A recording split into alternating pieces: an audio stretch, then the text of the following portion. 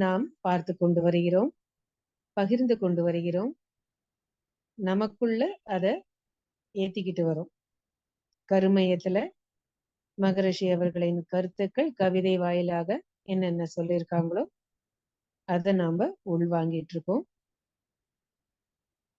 வாழ்க்கையில இது பெரிய மாற்றத்தை கொடுக்குது. இதை தவிர மற்ற பயிற்சிகளும் இருக்கு. அந்த பயிற்சிகளும் செய்ய செய்ய எல்லாருடைய வாழ்க்கையிலும் மாற்றங்கள் நம்ம பார்க்கிறோம். கவிதைகள் அப்படிங்கும்போது அதை எப்படி இருக்கணும்னு கூட மகரிஷி சொல்லியிருக்கார். அதனாலதான் அந்த ஒரு எண்ணத்தோட கவிதைகள் அவர் வழியா வந்ததுனாலதான் கவிதைகளை படிக்கும்பொழுது கூட நமக்குள்ள மாற்றங்கள் வரும். அந்த கவிதை அரேஞ்ச்மெண்ட்ஸ் அதை விட அதுல இருக்கிற கருத்துக்கள் நமக்கு ஒரு தாக்கத்தை ஏற்படுத்த வேண்டும், வாழ்க்கையில ஒரு மாற்றத்தை கொடுக்கும். அதுதான் மகரிஷி அவருடைய கவிதைகள் செஞ்சுக்கிட்டு வரும். அந்த மாதிரி இன்றைக்கு இல்லறம் துறவரம் அப்படிங்கிற தலைப்புல ஒரு கவிதை பார்க்க போறோம். 4 வகை பருவ நோன்பு அப்படின்ட்டு ஒரு கவிதை. அந்த காலத்திலேயே நம்ம பார்த்திருக்கோம், ஒரு மனிதருடைய வாழ்க்கைய 4ஆ பிரிச்சிருக்காங்க.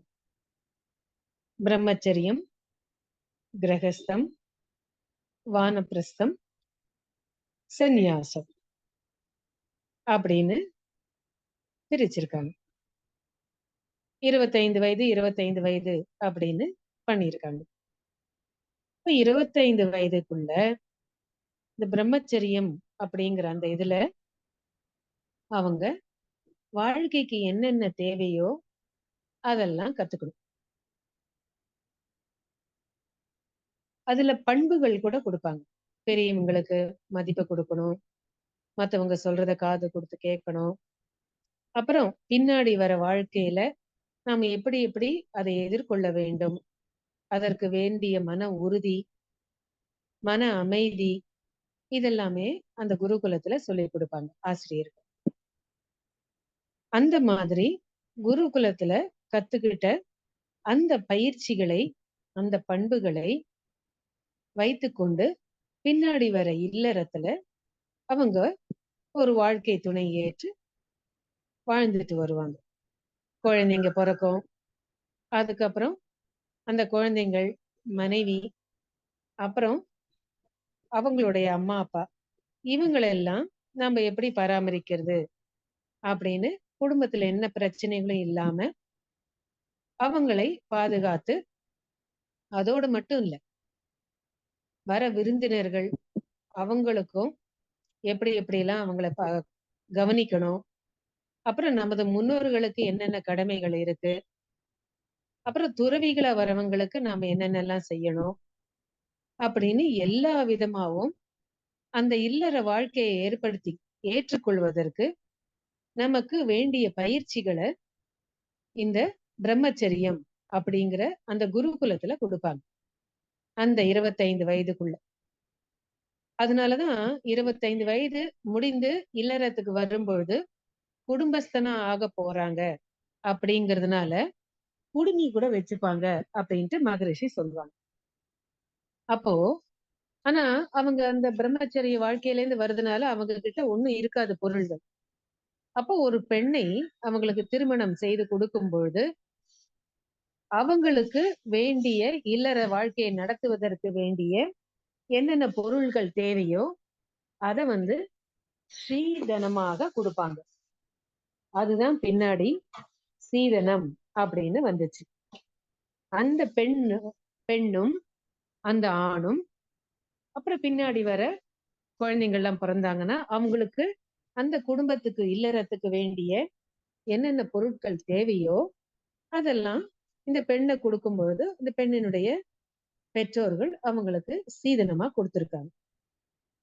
அதுக்கப்புறம் குடும்ப வாழ்க்கையில இருந்துகிட்டு அந்த குழந்தைங்களுக்கு என்னென்ன வாழ்க்கை அமைத்து கொடுக்கணுமோ அதெல்லாம் அமைத்து கொடுத்து அதுக்கப்புறம் அந்த பற்றெல்லாம் விட்டு வானப்பிரஸ்தம் அப்படின்னு அந்த இடத்துக்கு போவாங்க. அந்த காலத்துல அதெல்லாம் காட்டுல போய் அந்த மாதிரி வாழ்க்கை நடத்துவாங்க. ஏன்னா யாரோ ஒருத்தர் அந்த மாதிரி வானப்பிரஸ்தம்னு போனா கூட மத்தவங்க எல்லாம் கூட்டு குடும்பமா வாழ்ந்திருக்கிறதுனால அந்த காலத்துல அவங்க பாத்துப்பாங்க. எல்லாருமே வானப்பிரஸ்தம்னா காட்டுக்கு போறது கிடையாது. அந்த மாதிரி பிரித்திருக்காங்களே தவிர, ஆனா சில பேர் தான் அந்த மாதிரி ஒரு தவ வாழ்க்கை மேற்கொண்டு அந்த மாதிரி காட்டுக்கு போய் குடும்பத்தை விட்டு துறவு மனப்பான்மையோட அந்த மாதிரி போயெல்லாம் வாழ்க்கையை நடத்தியிருக்காங்க. அதுக்கப்புறம் அதுல தேர்ச்சி பெற்று அதுக்கப்புறம் சந்நியாசம் மேற்கொள்வாங்க. இப்படிதான் அந்த வாழ்க்கை முறைய 4 விதமா அவங்க பிரிச்சிருக்காங்க. ஆனா அந்த காலத்துல மக்களையும் அவங்கவங்க என்னென்ன குடும்ப தொழில ஏற்றுக்கிட்டாங்களோ அதையே தொடர்ந்து செஞ்சுக்கிட்டு வந்தாங்க. 4 விதமான வர்ணங்கள் இருந்துச்சு. பிராமணர்கள், சத்திரியர்கள், வைசியர்கள், அப்ப சூத்திரர்கள். இந்த பிராமணர்கள் அவங்க என்ன பண்ணுவாங்கன்னா, நல்ல கருத்துக்களை வேதங்கள்லாம் படிச்சு, உபனிஷத்துலாம் படிச்சு, அதுல இருக்கிற கருத்துக்களை எல்லோருக்கும் எடுத்து சொல்லி, அவங்க எந்த ஜாதியை சேர்ந்தவங்களா இருந்தாலும் சரி, அவங்களுக்கு நல்லதை எல்லாம் எடுத்து சொல்லி, அந்த மாதிரி வாழ்க்கை முறைய நல்ல விதமா அமைத்துக் கொள்வதற்கு வேண்டிய கருத்துக்களை பிராமணர்கள் எடுத்து சொல்வாங்க.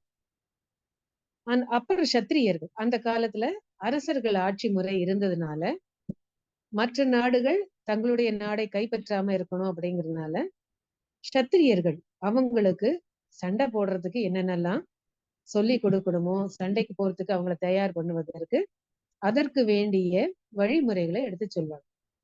அவங்க சத்திரியர்கள். யாரெல்லாம் சண்டைக்கு போவாங்களோ அவங்களெல்லாம் சத்திரியர்கள் அப்படின்னு பிரிச்சாங்க. அதுக்கப்புறம் வைசியர்கள். வியாபாரம், குடும்ப வாழ்க்கை அடிப்படை தேவைகளை பூர்த்தி செய்வதற்கு நமக்கு பொருள்கள் தேவை. அப்போ அவங்கள யாரெல்லாம் அந்த மாதிரி பொருட்களை வைத்து வியாபாரம் செய்யறாங்களோ அவங்களெல்லாம் வைசியர்கள் அப்படின்னு பிரிச்சாங்க. அப்புறம் கடைசியில அவங்கள சூத்திரர்கள். வாழ்க்கையை வாழ்வதற்கு அந்த மாதிரி ஒரு சூழல்ல நல்ல சூழல வாழ்வதற்கு சூத்திரதாரிகளா இருந்தவங்க இவங்க. அப்போ அந்த இடத்தை சுத்தம் பண்ணி வச்சுக்கிறது, அப்புறம் சின்ன சின்ன வேலைகள்லாம் செய்யறது, அப்புறம் ஒரு இடத்துல இன்னொரு இடத்துக்கு பொருட்களை கொண்டு போய் கொடுக்கறது, அந்த மாதிரி வேலைகளை எல்லாம் இவங்க சூத்திரர்கள் அவங்க செய்தாங்க. அப்ப இந்த மாதிரி வர்ணங்கள் 4 விதமான வர்ணங்கள் இருந்தது.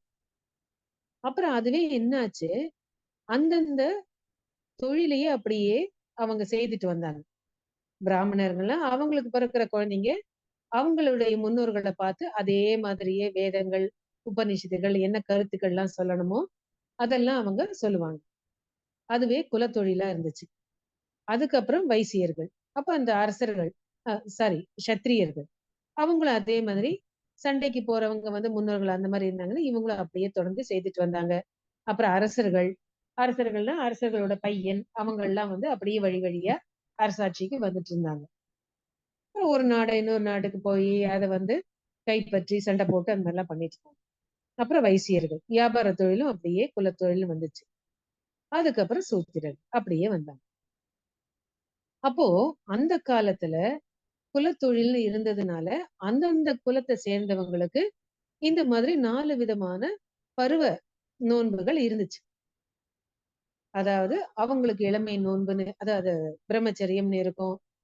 அவங்க எந்த குலத்தை சேர்ந்திருக்காங்களோ அதுல அவங்களுக்கு இந்த 4 விதமான 25 வயது வரைக்கும் பிரம்மச்சரியம், அதுக்கப்புறம் கிரகஸ்தம், வானப்பிரஸ்தம், சந்நியாசம் அப்படின்லாம் இருந்துச்சு. ஆனா போக போக போக விஞ்ஞான வளர்ச்சி அடைஞ்சதுனால இந்த குலத்தொழில அவங்க செய்யறதுங்கிறது மாற ஆரம்பிச்சு. அப்புறம் வாழ்க்கை முறை ஒரு இடத்துல இருந்து இன்னொரு இடத்துக்கு போக ஆரம்பிச்சாங்க. மிந்தி எல்லாம் குழு குழுவா வாழ்வாங்க. அப்போ அந்த மாதிரி குழுவா வாழ்ந்துட்டு இருந்ததுனால ஒரு இடத்துல இன்னொரு இடத்துக்கு போறதுங்கிறதெல்லாம் ரொம்ப குறைச்சது. அந்த மாதிரி எல்லாம் டிராவல் பண்ணவே முடியாது அந்த காலத்துல. அப்ப அங்கங்க அந்தந்த குழுக்கு அவங்க என்ன வழிபாட்டு முறை இருக்கோ அதை சார்ந்து அவங்க செய்வாங்க. அந்த அதற்கேற்ற பண்புகள் இருக்கும். சாப்பாட்டு முறை இருக்கும், உணவு முறை இருக்கும். அதே மாரி எல்லாமே கலாச்சாரம்ங்கிறது எல்லாமே அந்த மாரி இருந்தது. ஆனா ஒரு இடத்துல இருந்து இன்னொரு இடத்துக்கு போக ஆரம்பிச்சதுக்கு அப்புறமும், வியாபாரம்ல ஒரு இடத்துல இன்னொரு இடத்துக்கு அந்த மாரிலாம் வியாபார முறையும் போக ஆரம்பிச்சதுக்கு அப்புறம், அப்புறம் கொஞ்சம் கொஞ்சமா விஞ்ஞான வளர்ச்சி அடைந்ததுக்கு அப்புறம், அப்புறம் அறிவு உயர ஆரம்பித்ததுக்கு அப்புறம், இதுல எல்லாமே மாற்றம் வந்தது. அப்ப இந்த காலத்துக்கு ஏத்த மாரி மகரிஷி அவர்கள் இந்த 4 விதமான பருவ நிலைகள், அத வேற மாதிரி இப்ப சொல்றாரு. அத இப்ப நம்ம பார்க்கலாம். என்ன? வாழ்வாங்கு வாழ்வதற்கு பயிற்சி ஏற்கும் முறையை வகைப்படுத்த இளமை நோன்பாகும். பிரம்மச்சரியம்ங்கிறத மகரிஷி இளமை நோன்பு அப்படின்ட்டு சொல்றாங்க. பொறுப்போடு வாழ்வாங்கு வாழ ஒரு வாழ்க்கை துணை ஏற்று வழியோடு கடமை கடமை உணர்ந்தாற்ற இல்லறமாம். கிரகஸ்தம்ங்கிறத இல்லறம் அப்படின்ட்டு சொல்றாரு. வாழ்வினிலே மறைபொருளாம் உயிர் அறிவை உணர வளமான உளப்பயிற்சி அகநோக்கு தவமாம். அப்ப அந்த அகத்தவம் வானப்பிரஸ்தம்ங்கிறத இங்க அகத்தவம் அப்படின்ட்டு சொல்றார். வாழ்வதனை முற்று உணர்ந்ததை அமைதி வெற்றி வழி கண்டு வாழ வைக்கும் பேரறமே தொண்டு. அந்த சந்நியாசம்ங்கிறத இங்க தொண்டுன்னு மாத்துறார். ஏன் இப்படி மாத்திருக்கார்? இளமை நோன்பு, இல்லறம், அகத்தவம், தொண்டு அப்படின்னு அந்த 4 வகை பருவங்களை வேற விதமா மாத்திருக்கார் காலத்துக்கு ஏத்த மாதிரி. ஏன்னா இப்ப அந்த குலத்தொழில அந்த மாதிரி செய்யறது இல்ல. பிராமணர்கள் அந்த பிராமணர்களா அந்த மாதிரி இருக்கணுங்கிறது இல்ல. அவங்க இப்ப வியாபாரம் செய்யறாங்க, அப்புறம் சண்டைக்கு போறாங்க, ஆர்மியில சேர்றாங்க, இல்ல வேற மாதிரி இந்த சூத்திரர்கள் அவங்க செய்த வேலைகளையும் செய்யறாங்க. அதனால அந்த குலத்தொழில்ங்கிறது முறை போய் யார் வேணா எந்த மாதிரி தொழிலை செய்யலாம் அப்படிங்கறதெல்லாம் வந்திருக்குது. அந்த மாதிரி மாறி போனதுனால இப்ப இருக்கிற காலத்துல நல்ல விதமாவும் இது செயல்பாட்டுக்கு வருது, விஞ்ஞான வளர்ச்சி அடைஞ்சதுனால. ஆனா இதே விஞ்ஞான வளர்ச்சிய தவறான விதத்துல உபயோகப்படுத்துறதுனாலயும், அதுக்கப்புறம் வாழ்க்கை முறை மாறி போனதுனால, போட்டி, பொறாமை இதெல்லாம் வந்திருக்கிறதுனால, அதிகமா இருக்கிறதுனால, இந்த பொறுமை, தியாகம், விட்டு கொடுத்தல் இந்த மாதிரி குணங்கள்லாம் குறைந்து போனதுனால, இப்ப என்ன ஆகுதுன்னா, சின்ன வயசுல இருந்தே பிரச்சனைகள் வர ஆரம்பிக்குது. முந்தி காலத்துல கூட்டு குடும்பமா இருந்துச்சு. கூட்டு குடும்பமா இருக்கும்பொழுது, அங்கேயே நிறைய குழந்தைங்க இருப்பாங்க. அப்புறம் சுற்றத்தார்கள் இருப்பாங்க. அந்த மாரி இருந்தனால விட்டு கொடுக்கும் தன்மை அதெல்லாம் நிறைய நல்ல குணங்கள் இருந்தது. ஒருத்தருக்கு ஒருத்தர் பரிமாறிக்கொள்வது. அப்புறம் எல்லாருமே அவங்கவங்க விதத்துல அந்த ஆற்றல், அறிவு அதெல்லாம் உபயோகப்படுத்தி ஒரு அமைதியான வாழ்க்கை வாழ்ந்துட்டு வந்தாங்க. இப்ப இந்த கூட்டு குடும்பமும் போயி, குடும்பம் நியூக்ளியர் ஃபேமிலி அப்படின்னு வந்ததுனால, அந்த பகிர்ந்து கொடுக்கும் தன்மை, விட்டு கொடுக்கும் தன்மை இதெல்லாம் கூட குறைஞ்சுகிட்டே வருது. அதனால என்ன ஆகுதுன்னா, பிரச்சனைகள் அதிகமா போச்சு. அப்போ காலத்துக்கு ஏத்த மாதிரி மாற்றங்களை கொண்டு வர வேண்டும். அது யார் கொண்டு வருவாங்க? மகான்கள். அவங்க கொண்டு வந்தாதான் நம்ம சாதாரண மக்கள் அதை ஏற்றுக்கொள்ள முடியும்.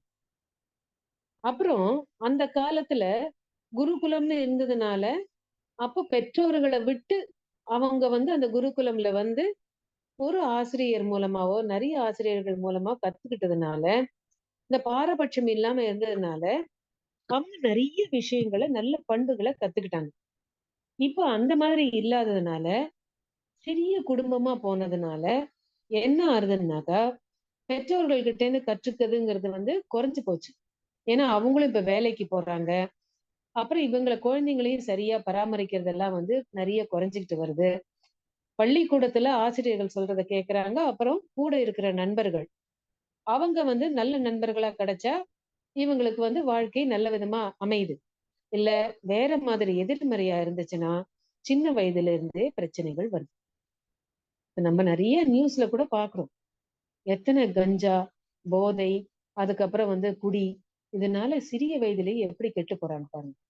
இதுல மீடியா எல்லாம் கூட ஏதோ ஒரு பிரச்சனை வந்தா எதிர்கொள்வோங்கிறது இல்லாம எல்லாம் போய் குடிக்க வேண்டியது. அங்க போய் உட்கார்ந்துட்டு அந்த குடிதான் அதுதான் காமிக்கிறாங்க. போடுறது என்னவோ புகையை குடிக்க கூடாது, மது வந்து அருந்துவது உடல் நலத்துக்கு கேடுன்னு போட்டு விடுறாங்க. ஆனா முதல்ல அததான் காமிக்கிறாங்க. அப்போ இந்த மாதிரி வந்து ஊடகங்களும் இப்படிதான் இருக்கு. அப்புறம் வெளியில வந்து சுற்றுப்புற சூழலும் அப்படிதான் இருக்கு.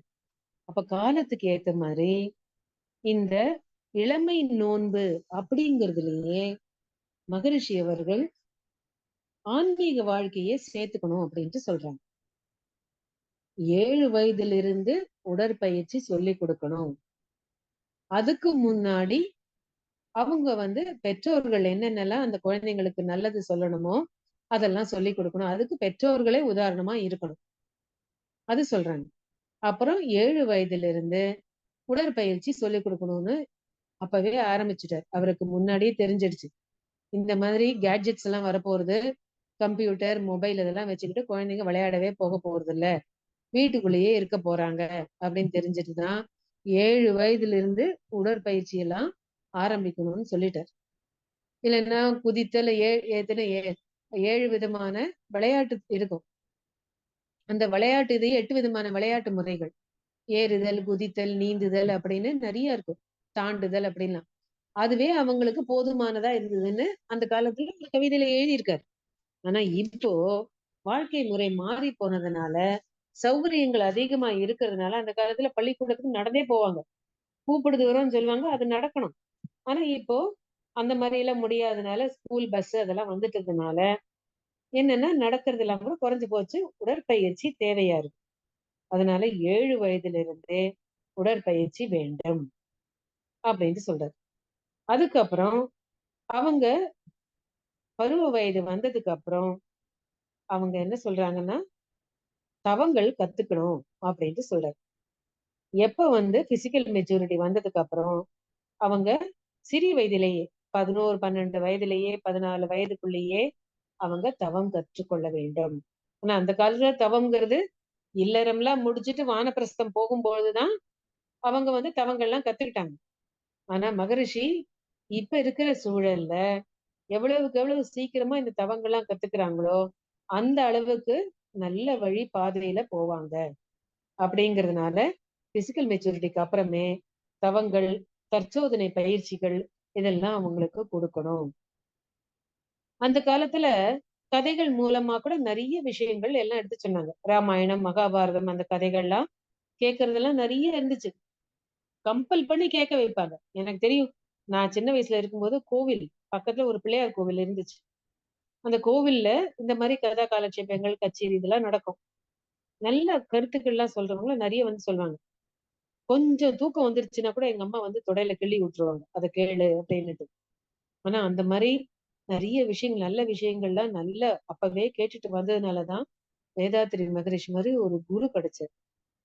அதுக்கப்புறம் அதையும் தாண்டி நம்ம இன்னும் வாழ்க்கையில வந்து என்னென்னலாம் கடைபிடிக்கணும் அப்படின்னு ஒரு நல்ல வழி பாதைய வந்து அவர் வந்து காமித்திருக்கார்.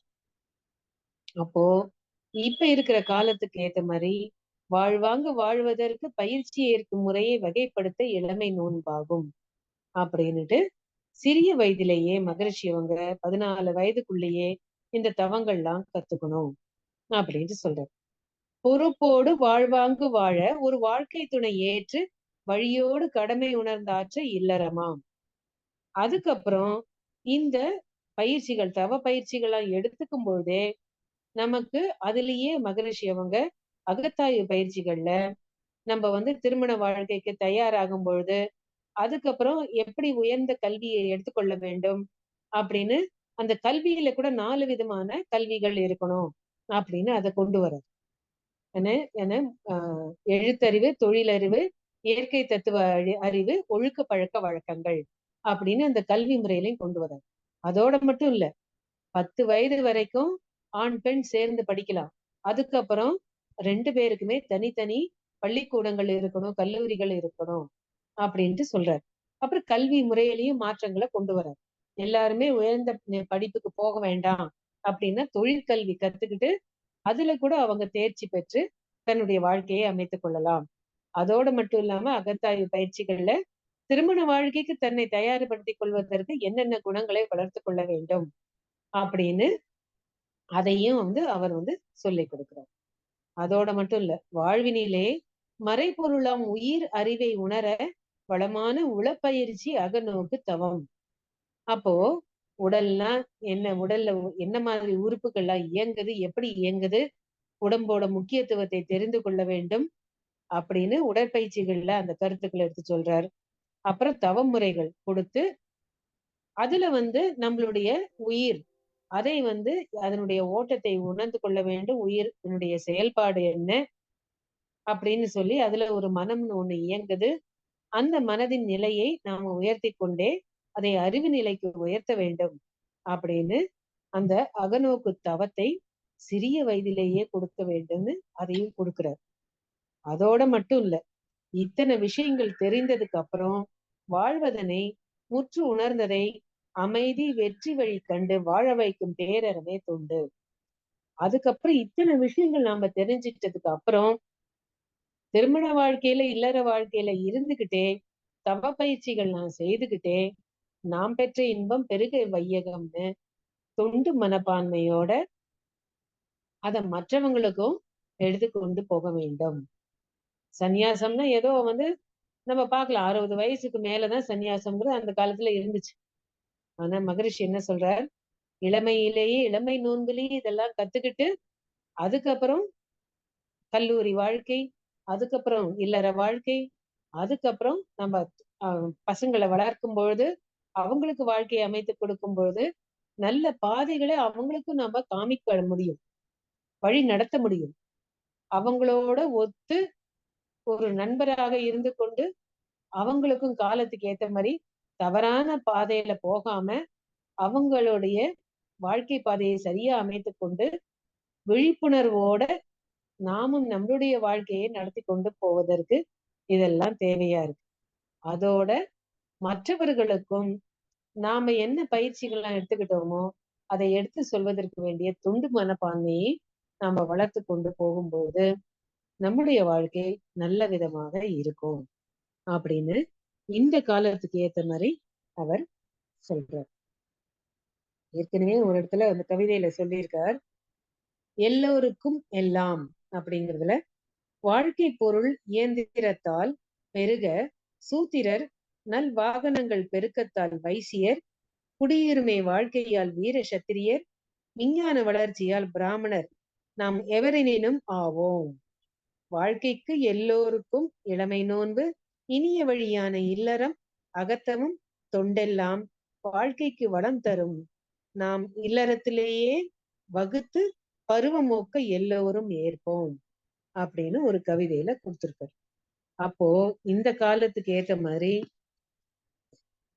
பிரம்மச்சரியம், கிரகஸ்தம், வானப்பிரஸ்தம், அப்புறம் சந்நியாசம்ங்கிறத மகரிஷி அவர்கள் இளமை நோன்பு, இல்லறம், அகத்தவம், தொண்டு அப்படின்னு மாற்றி இந்த இளமை நோன்புலேயே அப்பவே நாம எல்லாவற்றையும் கற்றுக்கொண்டு பின்னாடி வர வாழ்க்கைக்கு நாம என்னென்னலாம் அந்த அகத்தவம், அகத்தாய்வு, உடற்பயிற்சி, காயக்கல்வி பயிற்சியில கத்துக்கிட்டோமோ பின்னாடி வர வாழ்க்கைக்கு இந்த பயிற்சியில பெறுகிற கருத்துக்கள் எல்லாம் நமக்கு உதவியா இருக்கும்னு சிறிய வயதிலேயே இந்த ஆன்மீக வாழ்க்கையை நாம் ஆரம்பிக்க வேண்டும் அப்படின்னு மகரிஷி அவர்கள் நிறைய மாற்றத்தை கொண்டு வந்திருக்காங்க. இந்த மாற்றம் அந்த காலத்துல என்னடாது இவ்வளவு சின்ன வயசுலயே இந்த மாதிரி தவத்தெல்லாம் கொடுத்திருக்காங்களே, சன்னியாசியா போயிடுவாங்களோ நிறைய பேருக்கு பயமா இருந்துச்சு. ஆனா இப்போ போக போக பள்ளிக்கூடங்கள்லயே எப்படி எதிர்மறையான செயல்பாடுகள் நடக்கிறதெல்லாம் பார்த்தா அவங்களுக்கு சின்ன வயசுலயே இந்த மாதிரி விஷயங்கள் எல்லாம் சொல்லணுங்கிறது தேவை அப்படின்னுட்டு காலத்துக்கு ஏற்ற அதாவது மாறுபாடுகள் தேவை, மாற்றங்கள் தேவை அப்படிங்கறத நாம உணர்றோம். அதனால எல்லாரும் தவம்னா ஏதோ சன்னியாச வாழ்க்கை போயிட போறாங்க, எல்லாவற்றையும் விட்டுட்டு போயிட போறாங்க அப்படின்னு இல்லை. இல்லறத்துல இருந்து கொண்டே துறவு மனப்பான்மையோட வாழ வேண்டும். உறவில் கண்ட உண்மை நிலை தெளிவே துறவு, டிட்டாச்ட் அட்டாச்மெண்ட் அப்படின்ட்டு மகரிஷி சொல்றாங்க. அதனால இந்த கருத்துக்களை நாம் ஏற்றுக்கொண்டு இந்த காலத்துக்கு ஏத்த மாதிரி இந்த பருவ நோன்பு, 4 வகை பருவ நோன்புங்கிறத மகரிஷி அழகா எடுத்து சொல்லி அதுக்கு வேண்டிய விளக்கங்களையும் நமக்கு கவிதைகள் மூலமாக கொடுத்திருக்காங்க. பயிற்சி முறைகளை நமக்கு கொடுத்திருக்கு. வாழ்க!